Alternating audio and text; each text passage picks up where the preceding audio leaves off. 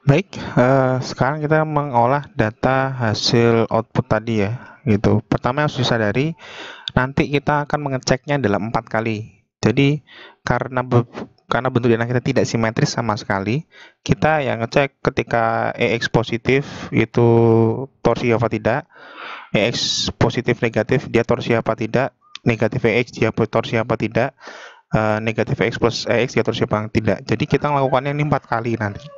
Itu kerugiannya kalau kita punya denah tanpa sumbu simetris, harus dievaluasi empat-empatnya. Ini hanya baru beban EX, belum yang EY. Nanti kan dilepas running lagi beban EY, kita running ke empat-empatnya lagi. Nanti kita cek seluruhnya, berarti total ada 8 ya. 8 kali kita ngecek apakah ada ketidakberatan torsi apa tidak gitu. Nah, itu konsekuensi dari denah bangunan yang tidak simetris. Kalau simetris sebetulnya kalau yang simetris sih saya merasa tidak perlu menggunakan beban ortogonal dua arah 130, nggak perlu, karena namanya juga simetris. Jadi kan yang penting ke arah tinjauan saja, ke arah sumbu X saja atau ke arah sumbu Y saja. Tapi ketika denahnya nggak simetris, ya mau tidak mau beban gempanya harus dua arah karena tidak simetris tadi bentuknya gitu. Nah, sekarang pelan-pelan apa yang kita lakukan, kita akan ke yang EX positif dulu. Ini seperti ini. Secara otomatis terlihat ada dua. Ini dari yang ini dan yang ini, gitu ya.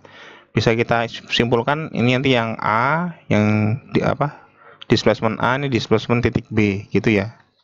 Ujung pojok yang satu dan pojok yang lainnya, gitu. Nah, problemnya kita tidak bisa, yang jelas ini kan pasti level pondasi ya, ini level pondasi. Terus yang ini 223, 234 sampai 242 tuh levelnya lantai berapa gitu. Itulah kenapa tadi kita pakai join coordinate gitu ya. Karena kita butuh tahu 233, 234 itu kira-kira lantai berapa. 2 lantai 3, oh gitu. Berarti urut ya. Nah, untuk mengolahnya ini kita copy paste dulu ke sheet yang baru. Copy ke sheet yang baru. Paste ini sudah ya. Nah, untuk membantu kita nanti mengurutkan, caranya kita insert dulu Z-nya. Ini saya ganti jadi Z gitu. Jadi elevasinya kita lihat dari join coordinate ini. Nah, kebetulan kalau kita cek awalnya 232 akhirnya 308, sama nggak? 232 308 sama ya. Berarti ini bisa kita copy langsung dari sini sampai sini. Nah, kita copy ke sheet yang baru tapi. Nah, taruh sini aja. Gitu. Nah, kemudian ini kita pisah. Ini kita taruh sebelah kanan, gini ya. Maaf, ini kita taruh di sebelah kanannya. Gitu, taruh sebelah sini. Kemudian dikopikan lagi. Nah, kenapa seperti ini? Nah, lalu kita filter. Jadi yang ini yang displacement A, ini displacement B, gitu ya. Lalu kita urutkan berdasarkan nilai elevasinya dari lantai 10. Lantai 10 berarti largest to small. Nah, gitu ceritanya. Jadi biar urut dari lantai 10 sampai lantai 1. Nah, dari sekian banyak data ini, data mana yang kita gunakan? Untuk yang digunakan adalah karena ini bebannya dominan ke arah X, maka kita membaca U1. Karena kan kalau di SAP itu kan U1, 2, 3 tuh X, Y, Z gitu loh. Maka ini yang kita ambil, kita copy, kita taruh ke dalam Excel ketidakberaturan kita. Ini adalah delta A, gitu. Nah, delta A itu apa sih? Ini yang A. Jadi titik A dan titik B, gitu ya. Terserah, nggak masalah sih mau ditukar-tukar. Yang penting konsisten. Ini yang B berarti ya. Yang B kita copy, kita taruh ke dalam Excel ketidakberaturan. Seperti ini. Lalu ingat, ini kan displacement ya. Displacement lantai. Yang dicari adalah simpangannya. Simpangan adalah selisih antar displacement dikurang dengan di bawahnya. Begitu juga dengan yang B. Gitu ya. Maaf. Ini, kemudian kita tarik seperti ini. Kita cek, benar. Rata-rata sama dengan average dari ini semua. kemudian delta maksimum sama dengan maksimum dari dua nilai ini. Kemudian, nah ini hasilnya untuk yang beban gempa EX plus artinya 100% ke arah X itu plus dan 30% ke arah Y itu plus, ketemunya masih reguler gitu. Nah, satu lagi ya, sekarang untuk kita torsional gempanya arah selanjutnya.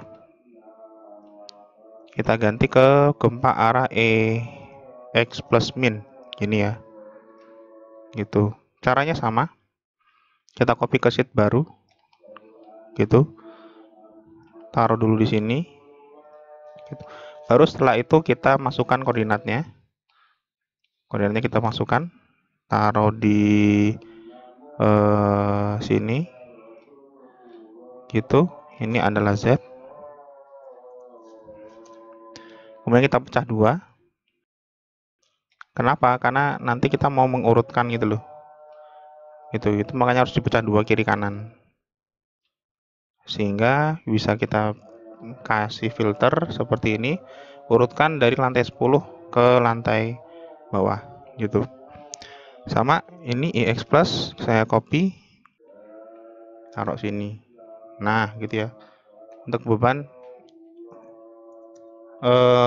plus EX min, artinya 100% ke arah X itu plus, tapi yang 30% ke arah Y itu min gitu ya.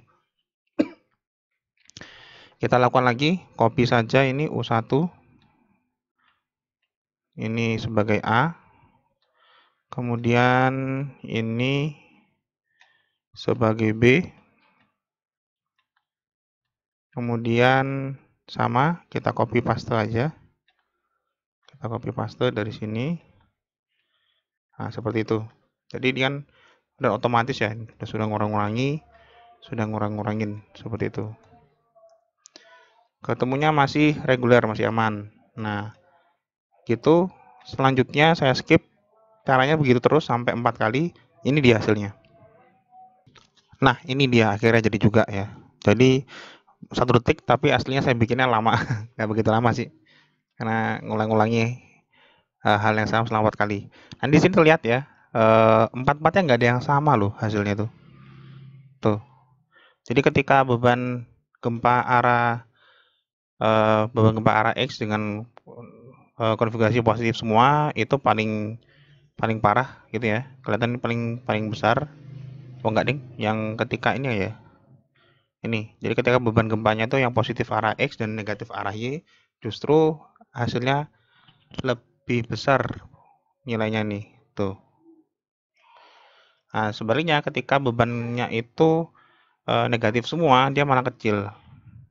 Dan beban X-nya negatif juga kecil gitu. Itulah mas saya bilang pada bangunan yang tidak punya sumbu simetris itu tuh terpaksa 4-4-nya harus dicek karena tidak bisa dipastikan ke arah positif itu sama dengan ke arah negatifnya gitu. Terbukti ini ya perbandingan antara yang EX yang positif hasilnya besar tapi negatif hasilnya kecil. Itulah karena dia tidak simetris gitu.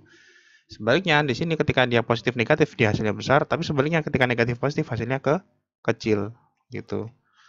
Itu sekali lagi kenapa kok kita harus meninjaunya dalam 4 kali. Ini aja baru beban gempa arah X gitu. Belum yang ke arah Y. Nah, ini selanjutnya untuk beban gempa arah Y, kita lepas modelnya. Sekarang kalau beban gempa arah Y berarti yang eksentrisitasnya kita kasih di beban Y. Maka load pattern yang beban X eksentrisitasnya kita nolkan dulu. Ini dibikin 0. Sedangkan yang beban Y eksentrisitasnya kita kasih 5%. Gitu ya. Seperti ini. Begitu, kemudian tinggal kita running saja.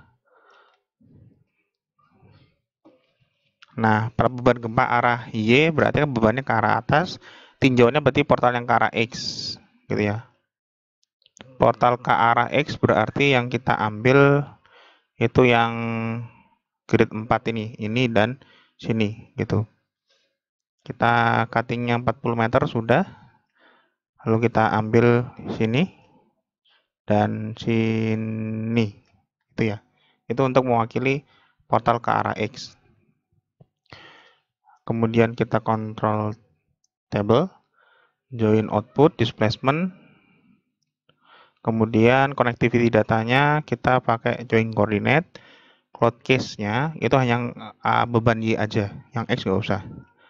Berarti EX, EY ini, kemudian EY yang ini, kemudian ini, dan satu lagi, karena ada 4 ya. Nah, ini ada 4. Itu ekspor langsung. Nah, kita buka. Maaf. Maka ya more and less sama persis kayak tadi. Ya, ini disortir dulu. Pilih gempa yang EY positif. Kemudian ini dikasih koordinatnya, Z-nya di copy. Gitu, ini di copy di sini saja. Gitu ya. Oh, maaf. Bisa. Oh iya, lupa. Saya sendiri lupa, maaf. Ini di copy dulu ya, di copy ke sheet baru dulu, di copy. Nah itu kalau nggak kita copy ke sheet baru kayak gitu tadi, dia tidak bisa di copy ini, itu kan dia nggak mau, karena dia masih nyawur datanya. Nah bener kan. Kemudian ini saya copy ke sini, kemudian ini taruh dari titik B-nya, taruh ke sini, lalu ini kita filter, itu kita urutkan dari atas ke bawah. Nah, hati-hati. Ingat, ini beban gempa arah Y, berarti yang dibaca bukan U1 lagi tapi U2. Gitu. Saya siapkan dulu. Nah, ini kita hapus dulu. Ini sudah saya siapkan ada 4 gitu ya. Nanti cuma tinggal di copy ke sini saja. Ini. Gitu, kemudian urut ini arah apa ini? Y positif. Beban gempa Y positif. Taruh sini saja gitu. Sama ini yang hampir salah. U2, hati-hati, U2 bukan U1. U2 ditaruh sini.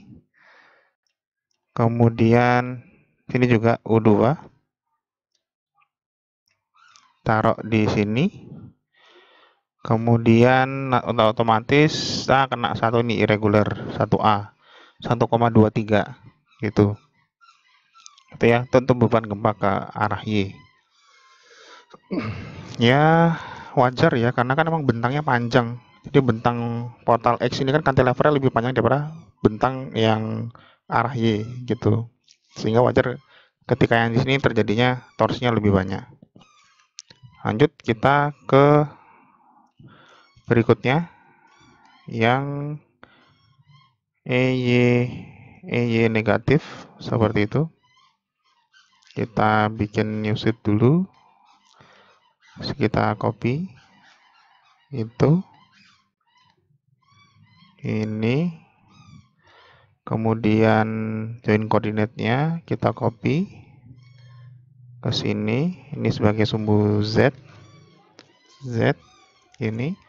Kemudian kita copy, lalu kita taruh ke sini, lalu kita filter ya begini, kemudian kita urutkan terbalik. Nah, ambil U2, kita kopikan ke sini, U2 dan U2, hati-hati U2 yang ke arah Y. Hasilnya regular. Nah itu lucu ya, dengan beban gempa EY plus min, artinya 100% ke arah Y itu positif dan 30% ke arah X itu negatif, dia ketupnya regular. Ada yang pas 1,2 nih gitu. Begitu seterusnya sampai yang keempat. Ini hasilnya. Jadi 4 TPS sudah saya running, hanya 1 ternyata yang irregular, itu pun rooftop lah gitu. Tanggung banget ya, cuma rooftop aja kok ya. Hanya bagian rooftop itu 1,23 gitu ya. Bagi saya kok secara engineer sih akhirnya saya bilang udahlah ini reguler lah, karena cuma 1 gitu ya. Tapi kalau mau strict ikutin peraturan, oke, ini kita anggap irregular pada lantai ke-10. pada yang beban gempa 100% ke arah Y dan 30% ke arah X yang positif gitu. Nah, ini terlihat tidak ada nilai yang sama ya. Nih, tidak ada satupun nilai yang sama, itu artinya menunjukkan memang sekali lagi menunjukkan sebuah bangunan yang tidak memiliki sumbu simetris, maka ke arah yang berlawanan tuh hasil responnya akan beda gitu. Harusnya kalau simetris kan ke arah positif sama ke arah negatif hasilnya sama, kan simetris. Tapi sekalinya ketemu denah yang tidak simetris, konsekuensinya jadi kayak gini. Ini kalau di sumbu simetris saya hanya mengecek 2 kali, arah X saja, arah Y saja cukup, arah positif saja cukup gitu. Itu ya, itu bukti nyatanya kenapa kok bangunan kita yang berdenah tidak simetris sama sekali, harus dicek terhadap empat kombinasi arah beban pada satu arah beban utama. Jadi yang beban utama ke arah X itu ada 4 kombinasi, yang ke arah Y juga ada 4 kombinasi. Seperti itu.